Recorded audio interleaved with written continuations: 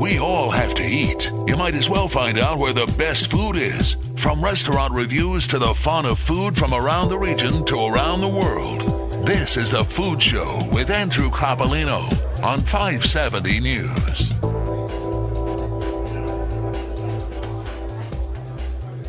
And there we are. Good afternoon. Welcome to the show.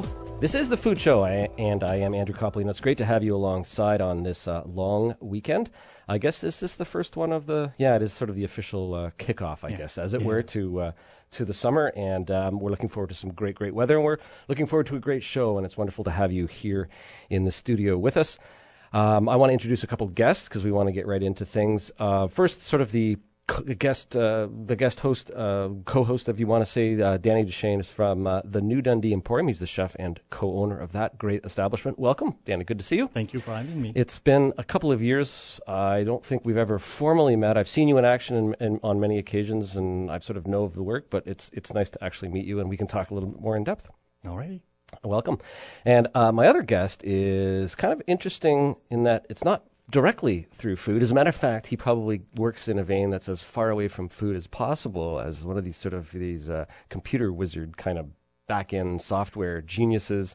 Rob Dermy from the Apps Factory. He is the Apps Factory Development Manager with Communitech. Welcome to the show. Thank you. And you've got some exciting news to share with us that we're going to talk about a little later that has to do with the great organization FoodLink. Yeah. And I just wanted to take a moment. A lot of you are following on Twitter the sad accident that happened earlier, I guess later in the week. Trevor Hurley-Braun, his niece, I believe it was injured very, very badly in a traffic incident. I think it was Thursday or Friday. It's Friday afternoon. Yeah, and so we just want to throw out some well wishes to that and prayers and all the rest of it. Young girl Lydia Hurley, 13, was pretty badly injured in an accident. So our thoughts are with that family. The Hurley name is a big one in this region when it comes to food and all the great work that they do for the food community, but also I think the church involvement that Trevor and his family are involved with, and we'll all be thinking of the very best thoughts for full and quick recovery to Lydia. We wish her and the family well here from the Food Show. Great. There's a lot of stuff going on today. And this week coming up, I just seem to find more and more restaurant events happening all around us all the time. It's really fun to talk about different things coming up. We have this thing called Piggy Labruski. The chainsaw is presenting something called the Piggy Labruski.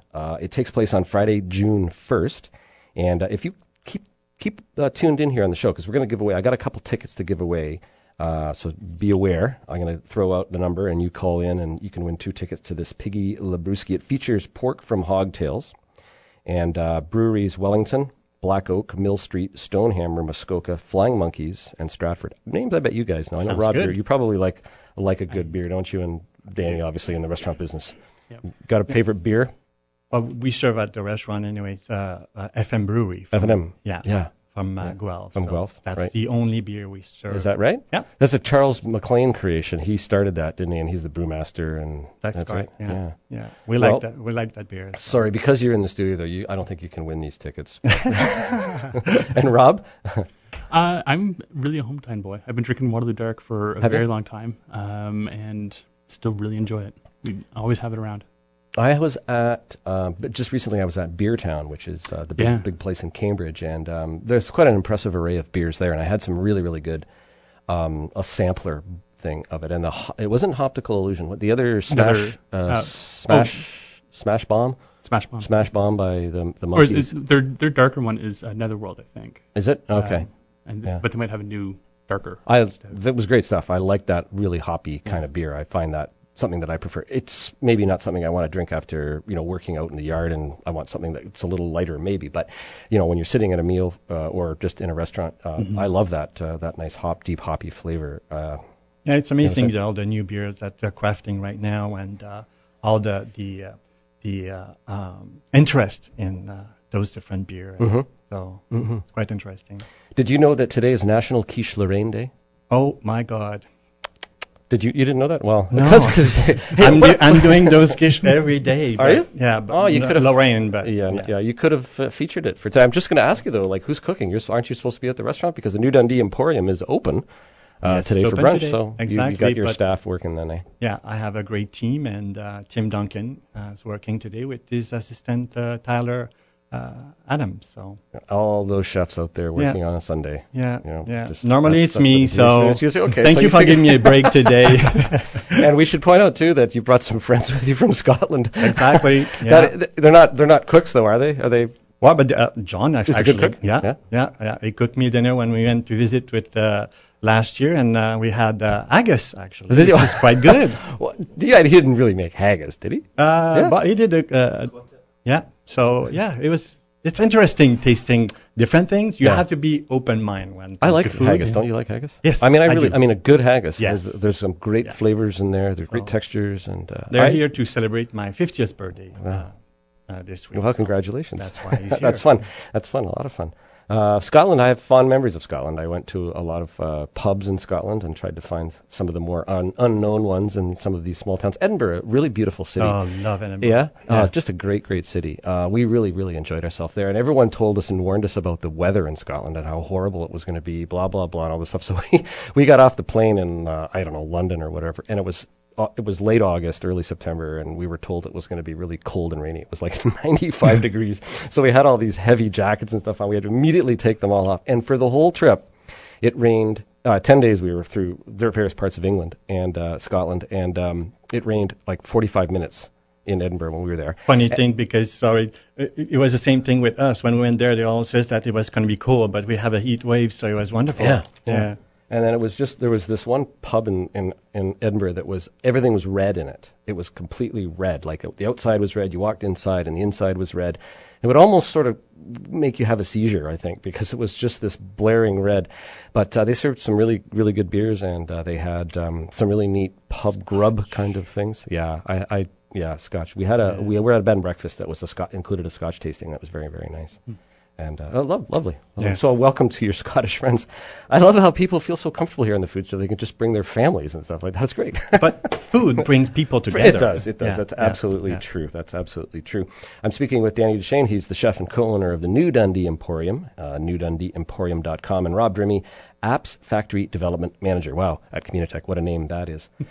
Just wanted to point out there's some other interesting dates here. On this day in 1810, Dolly Madison, she was the wife of President James Madison, supposedly served the first ice cream at the White House. I did not know that the White House was, such a trailblazer, I guess, in culinary. But they actually, the White House does have some really good chefs cooking there. Yes. And they have some very interesting philosophies too. Obviously, trying to be local. There's a big garden at the White House, and that gets brought into the cooking. And I think Michelle Obama, especially, has been very instrumental in trying to elevate the kind of cooking and food in American society, which has been pretty miserable, wouldn't you say? They have to show the example, and they are there. They're the first couple. So if they want people to follow, they need to show the example. So by having a garden and losing local there as well. Yes. So they're encourage more people to do so.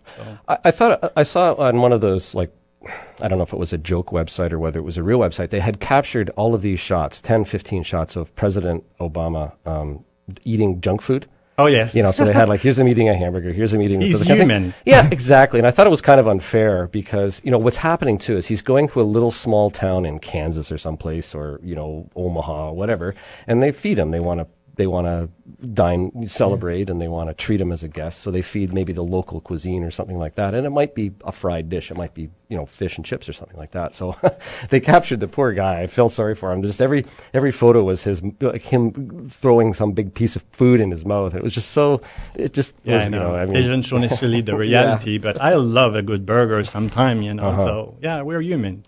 Well, when you make a burger, you don't give away chef's tips that you want to keep secret for the restaurants. But what about the filler and binder and stuff? Do you try to just you grind your own meat, and then do you just put the bare amount of seasoning in it and not add a lot of binder and filler? It's depend. Because on our menu we have 3 different burgers. There's a lamb burger, the bison burger, and the Emporium burger. Okay. And then the bison, you don't want to cover the taste of that fresh meat, Okay. So and our bison coming from a local farm as well. Uh-huh. So that is pure, 100% pure bison meat. Lamb, I had a little flavor to it, so I'm going to add rosemary, garlic, and no bread, Nothing. Other spice is what it is. But on our Emporium burger, I put some onions in it.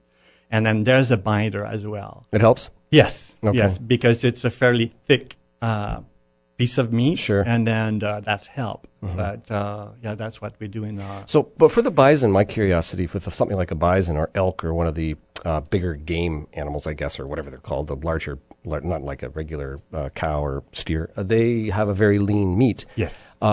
So when you cook that, like, how do you cook a lamb or sort of a bison burger different than you cook a regular burger without the fat that might be in a medium grind of the beef? Gelatinous of that meat gonna bind it together.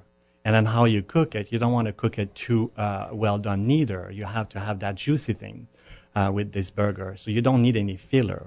Okay. And my brother actually have a farm of yak in Gaspé. And he's doing yak burger. And in that particular meat, you almost have to add a little bit more because of the fat content. Oh, really? That. It's very, very lean. Oh. The bison burger, you don't need anything. It's going to bind it together. It's just by the gelatinous in that. Wow, I don't think I've had yak before. Have you had yak, Rob? I've never had yak. It's beautiful. And it's even healthier than the bison. So how can we get some here? Can we get them to ship us some, do you think? That's the things, though, because it's a small farm, and all is production stay local in Gaspé. Okay. Gaspé area is such a beautiful. So you said this was your brother? Yes. Well, yeah, but can't you like? Oh yes, well I have for my personal, but okay. yeah. Okay, we'll invite you. Okay. Well, no, I want him to. Can you ship a little frozen package to us so we could try it out?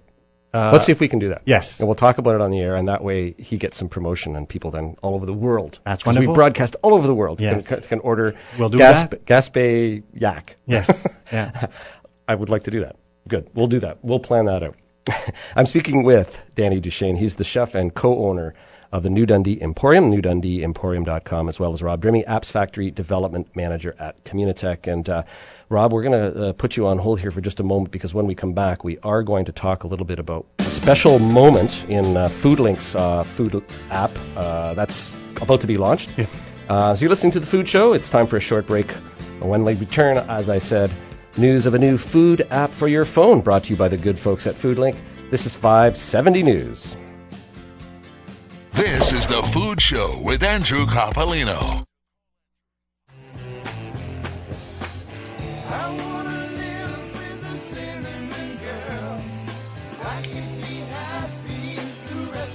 And welcome back once again. Here we are, the second segment of The Food Show. Time flies when you're having fun talking about food. Now, FoodLink launches its 11th annual Buy Local map and a new local food app. To kick off the season, FoodLink is launching the much-anticipated, always is every year, Buy Local, Buy Fresh map. It's a handy year-round guide directing people to over 70 local farms, as well as the farmers markets and other businesses that produce and sell local foods. And it's particularly exciting this year because there's a little bit different happening. And to tell us a little bit about that, we have Rob Drimmie here in the studio with us, but we also have Julia White. She is the co-chair of the FoodLink organization. Hello, Julia. Are you there? Hi, Andrew. I am. Welcome to the show. Glad you could join me. Thank you. It must be hard to probably rip yourself away from your backyard on a beautiful long weekend. The sun is gorgeous today. We're lucky. Tell us a little bit about FoodLink, what it is you guys do specifically, and the kinds of things that people can get when they visit the website and get the map. Well, FoodLink is made up of an amazing group of volunteers and board members, but what we're really trying to do is educate the community on understanding where local food can be produced and where the farms are, and allowing people to basically really shop local. So by going to the foodlink.ca website as well as getting a hold of the map, then you're closer to the community, and there's tons of knowledge as well on the website, and any of the board members and or the staff can help the community as far as finding out how to shop local.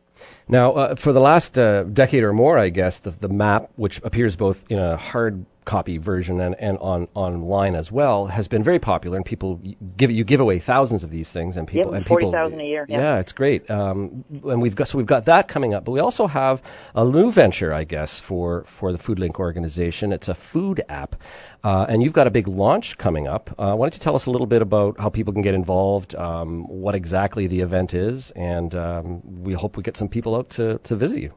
Yes, well, and this has been a wonderful dream for our past president, Trevor Hurley-Brunn, and then Carl Almanzi, another co-chair of this for this year.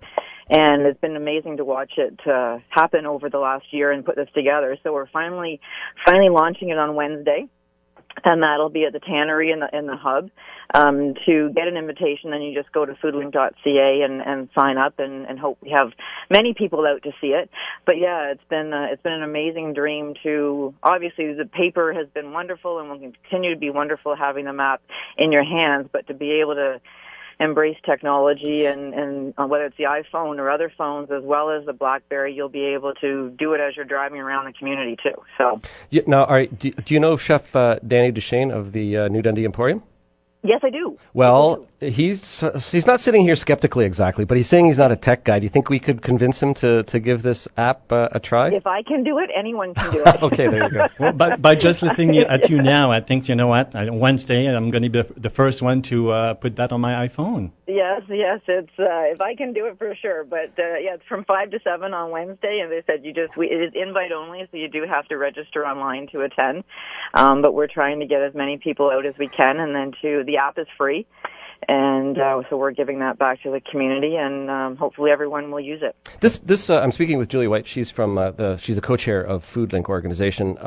This puts this FoodLink organization somewhat on the map, as it were, metaphorically, on the sort of the national scale for having this kind of an application. Is that correct?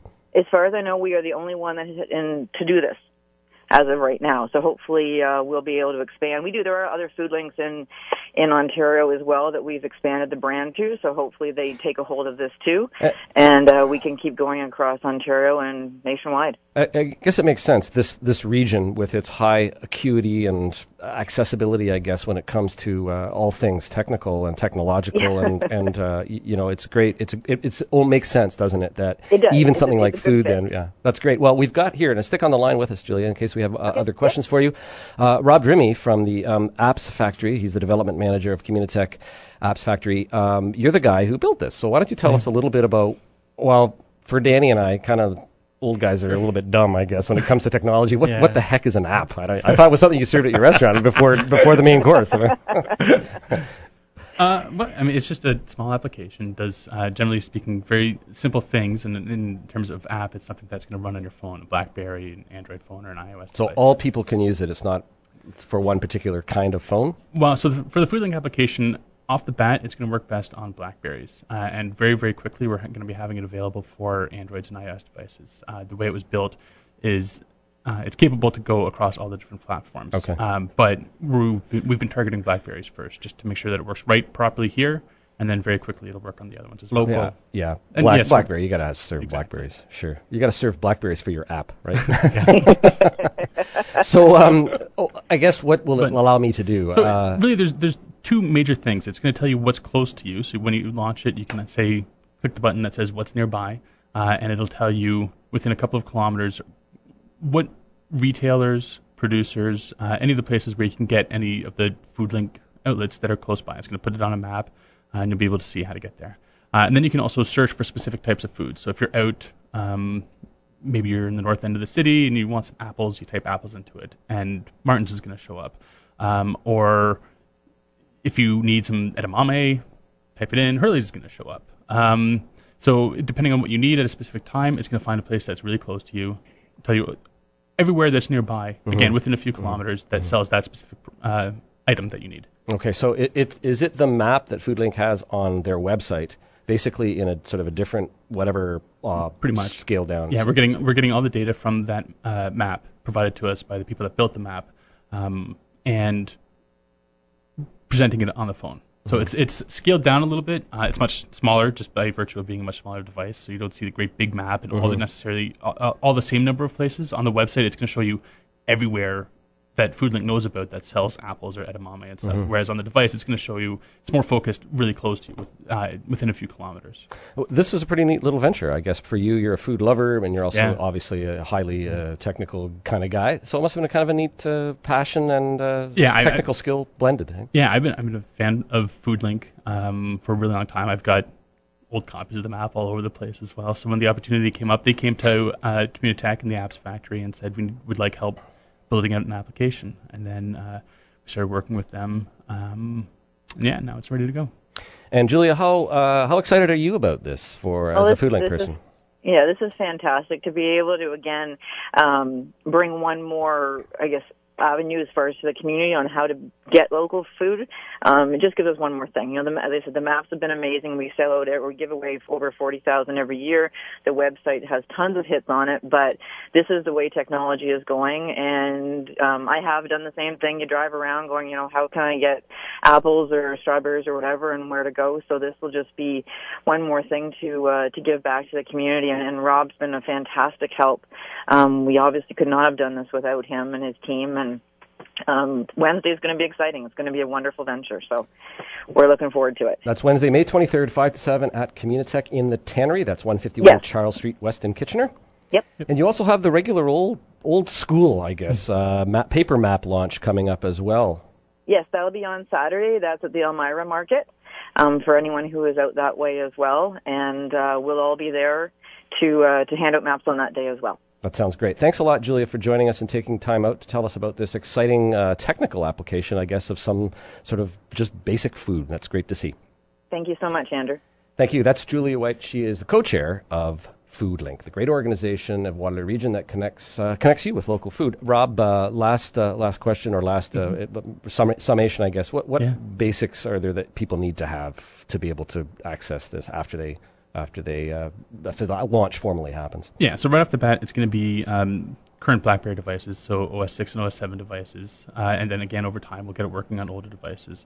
And that's going to be where it works right away initially. But then it will work on all kinds of Android devices and all kinds of iOS devices just over the next few weeks. Okay, I just got to back you up. OS is operating system. Okay, and what's the other one? So, iOS? iOS, so that's iPhones. iPhone. Sorry. But yeah, kids today. Yeah. Ultimately, we're going to try to get it onto any smartphone over time. Mm-hmm. So way down the line, we'll be able to make it available for Windows phones. Right. Some of the more less common ones, but right now, BlackBerries. Very soon, iPhones and Androids. Well, it sounds very exciting, and it sounds like it just fits so well with the profile. I know a lot of the people that love local food here and that are supporters of local restaurants that cook real and local food, and they're part of this high tech, the sort of tech community, whether it's RIM and BlackBerries, or whether it's a lot of the other support groups that are around that support that industry. So it's great to see. Yeah, geeks love our food. Yeah, so it's important. Well, I'll leave you with that word then, because I'm not going to use that word. That's Rob Drimmie. He's the Apps Factory Development Manager from Communitech, and look forward to the launch coming up on May 23rd at the Communitech building. The Tannery building, Communitech at the Tannery building, May 23rd, 5 to 7 p.m. And they recommend that you go online to the FoodLink site and sign up formally for your invitation through that. So thanks for joining us. We really appreciate it. It's my pleasure. So, Danny, did we do anything to convince you? Yeah, you see the utility in this as a guy who's That's going to make so much easier for people to connect with the local farms. So the map is interesting in itself, but it's going to be much easier having that on our phone device. So. Okay. Well, you know what? I think maybe, Catherine, we should take a break now. Yeah, let's take a break now. But do stay tuned. We're going to come right back. We have a few messages to send out to you from our sponsors here at the Food Show. And I'll be back a little bit, just a few minutes. Don't go far. Chef Danny Duchesne will be here from the New Dundee Emporium. We're going to learn a little bit more about what he does, who he is, and what his restaurant's all about. You are listening to 570 News. When you do a good deed, we all have to eat. You might as well find out where the best food is. From restaurant reviews to the fun of food from around the region to around the world. This is The Food Show with Andrew Coppolino on 570 News. And welcome back once again. The third segment of The Food Show. Glad you're here with us. Beautiful, beautiful weekend and a lovely Sunday afternoon.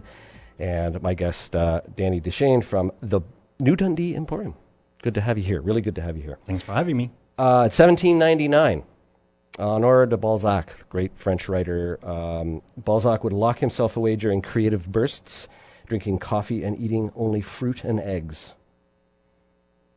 When he took a break, he was known to consume huge quantities of food. One report recalls that at the Verret restaurant, he ate 100 Ostend oysters, 12 cutlets of salt meadow mutton, a duck with turnips, 2 partridges, and a Normandy sole. Not to mention dessert, fruits, liqueurs he also consumed. He was a big man.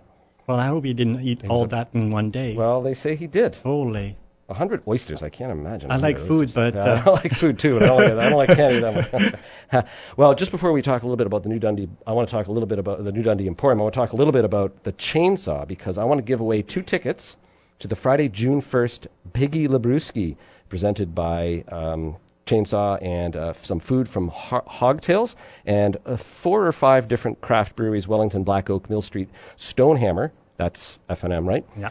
Muskoka, Flying Monkeys, and Stratford Brewing Company. So if you can give me, I don't know, let's take Catherine, let's take the 3rd caller in.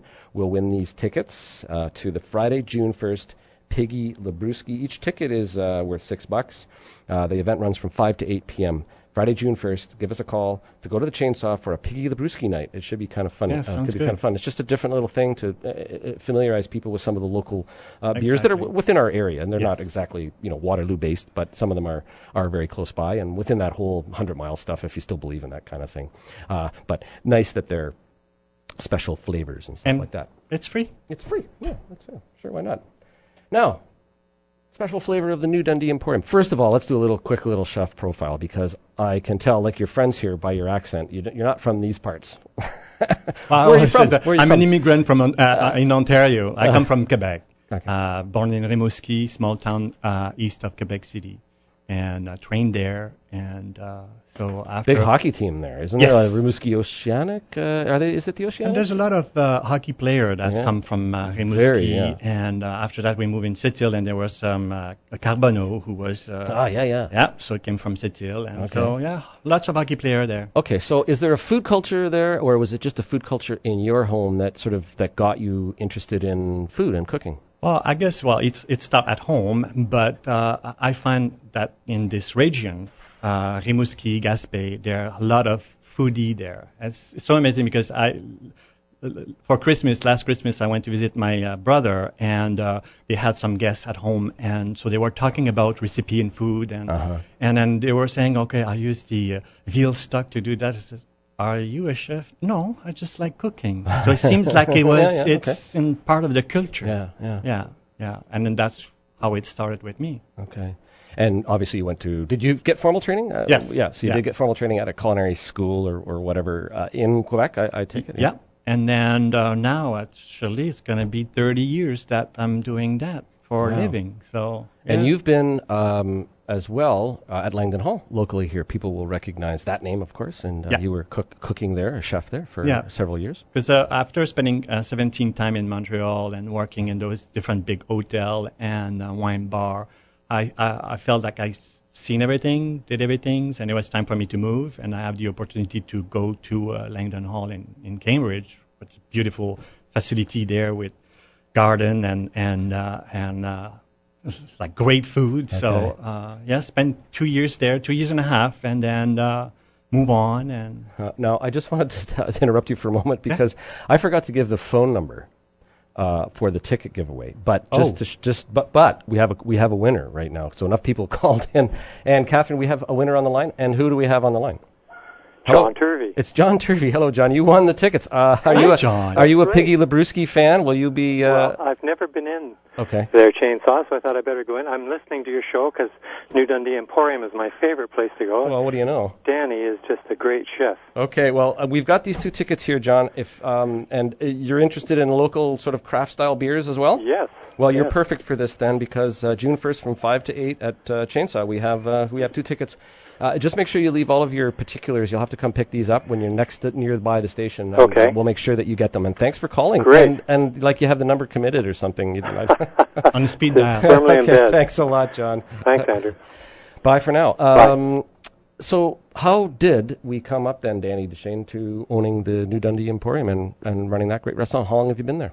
It's actually 9 years and 20 days. Well, you keep it that close. Well, it's easier because we bought it May 1st. So I see. Yeah. So it's been 9 years this year that we own, my partner Mark Harrison and I, the New Dundee Emporium. And it's because of him actually that I've been directed to there. Okay.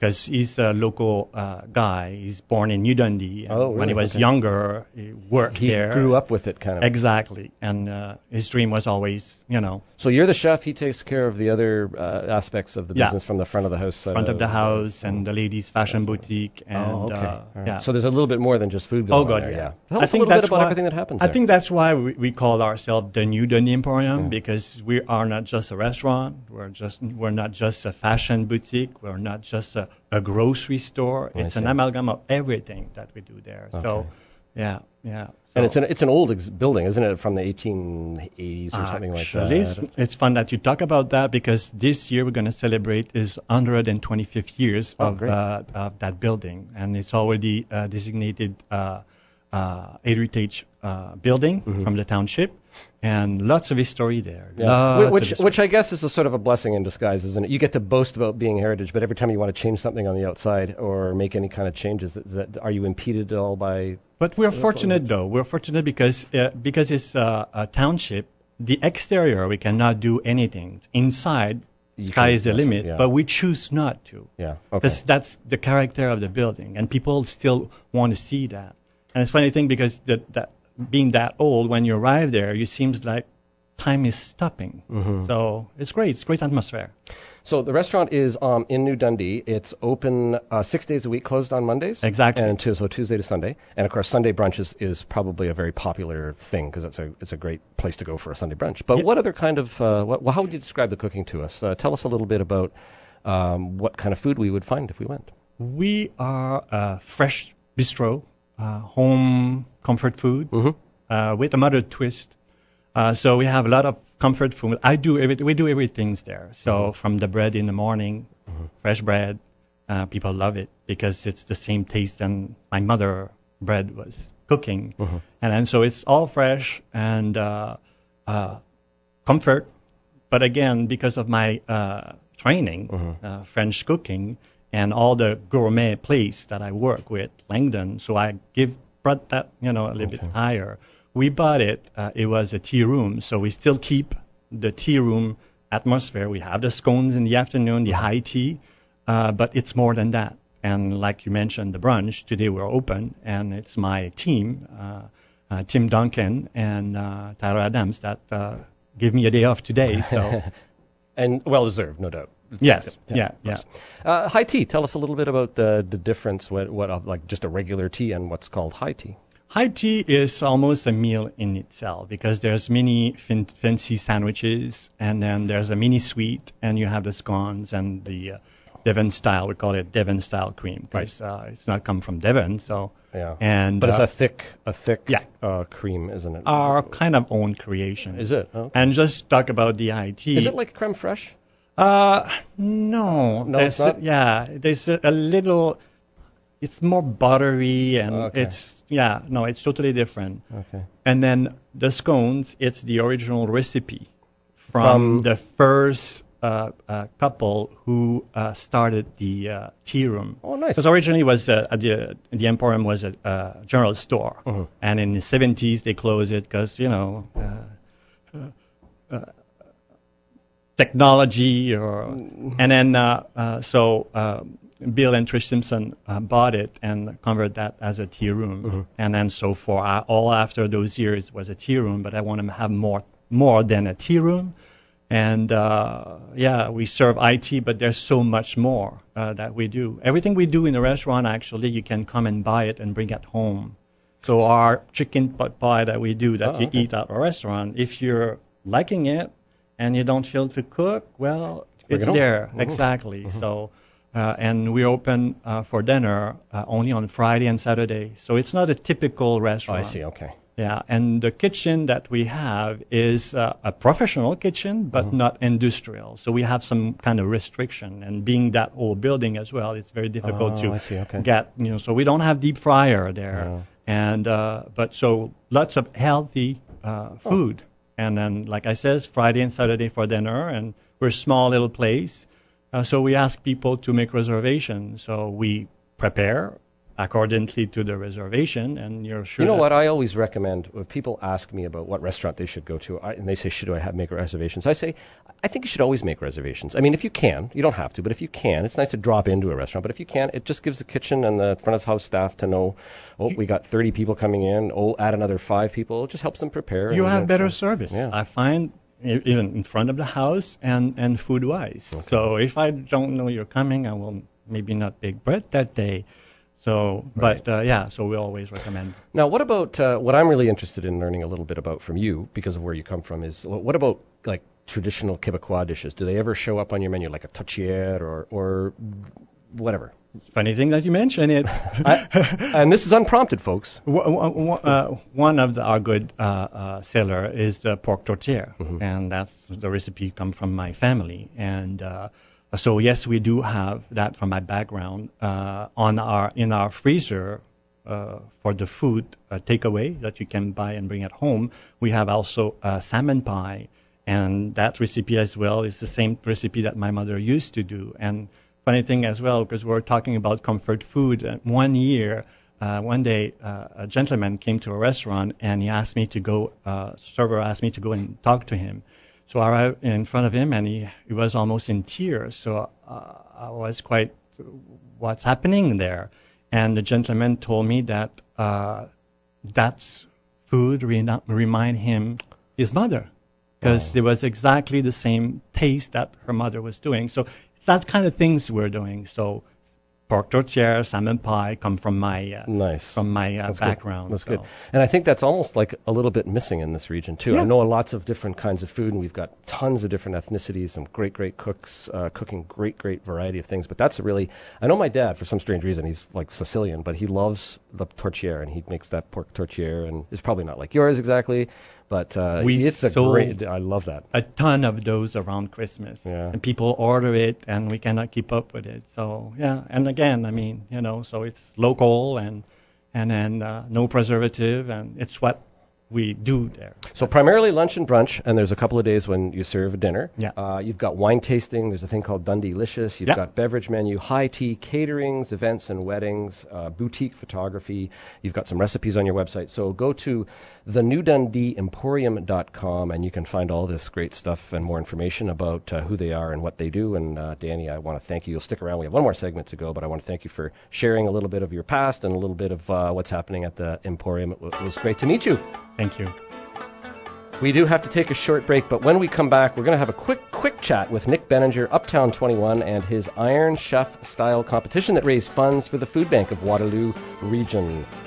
I'm Andrew Coppolino. This is The Food Show. You're listening to 570 News. And welcome back once again. Danny, I got these tamarinds I found in the grocery store. Oh, yeah. Tamarind, they use it to make it's in HP sauce, it's in Worcestershire sauce, it's in pad thai, it's a flavoring in pad thai, but this is the raw pod that comes, and I found them in the grocery store, sweet and sour tamarind. So it's kind of, I wouldn't know what to do with them though. I mean, it's kind of unusual. People don't know what it is. They cannot figure it out. Yeah. You just have to taste it. Well, here's a guy I got on the phone. He probably can figure out what to do with it. It's Nick Benninger from Uptown 21. Are you there, Nick? Yeah, how you doing? You ever cook with tamarind, the raw thing, the raw pod? Yeah, for sure. It's great. You kind of cook it like a date or any other kind of dried fruit. You want to cook it out a little bit. Really sweet, really earthy. Yeah, I see. I told you he'd know. Welcome to the show, and also welcome to Danny Deshane. Nick, I'm introducing you to from the New Dundee Emporium. Nice to meet you, Danny. Nice to meet you. Now, of course, for most people, Nick and Nat's Uptown 21 Food and Drink has been a mainstay restaurant for the last 3 or 4 years that they've been in the city, and they're doing some great work with food, but they're also doing some great work for the community, and that is raising funds for the Food Bank of Waterloo Region. And they do that through their very popular, very dynamic, and very exciting Iron Chef style competition. And every week, for the last 2 or 3 weeks, they've had this event going on, and it continues now for 3 or 4 more weeks. We have Nick on every week to talk a little bit about it and to highlight sort of what went on. How was the last night of competition, Nick? It was great. It was a lot of fun. I think we saw some of our best looking food we've ever seen come out of the kitchen. it's, as always, they're a ruckus good time. So it's fun. And this featured students, basically, or former students of the culinary schools. Yeah, we had from each school, we had a former student and a instructor, or a former instructor from each school. So Conestoga versus Stratford, and we had Wallace Wong competing, representing Conestoga, and he did an awesome job. And we were excited to have him in our kitchen. And of course, this is something that goes on every week on Wednesday nights.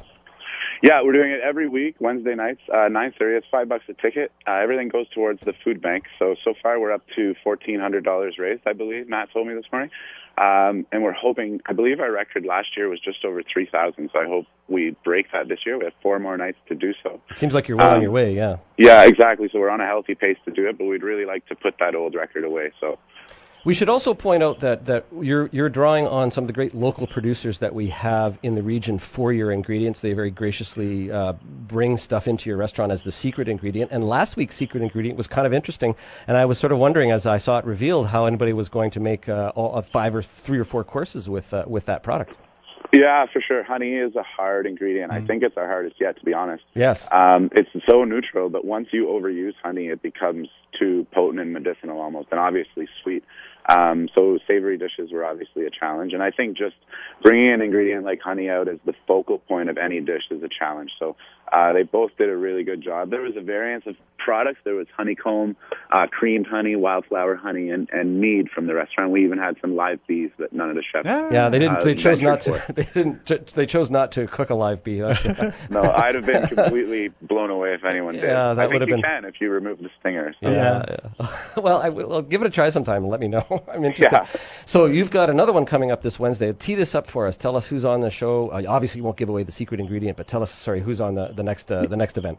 Yeah, no ingredients, but next week we have Scott Bailey from the Ancaster Old Mill, so an excellent restaurant out in Ancaster, and a great chance for people locally to come out and see the kind of talents that are beyond our region. Mm-hmm. And they are up against my favorite local restaurant in Bemis, Varung.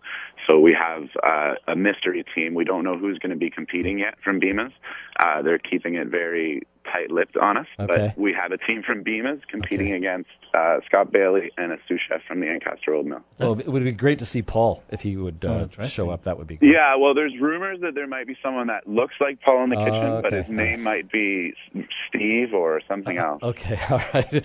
And there's another announcement. I don't know if you want to share that with us now about Iron Chef. Matt and I have decided that this will be our last year of hosting Iron Chef Uptown. So we've had a blast doing it, but it's we feel like it may have run its course, and we're happy to announce that this will be our last year. So if anyone's been sitting on the fence about coming out or not, I think this will be the time to do it.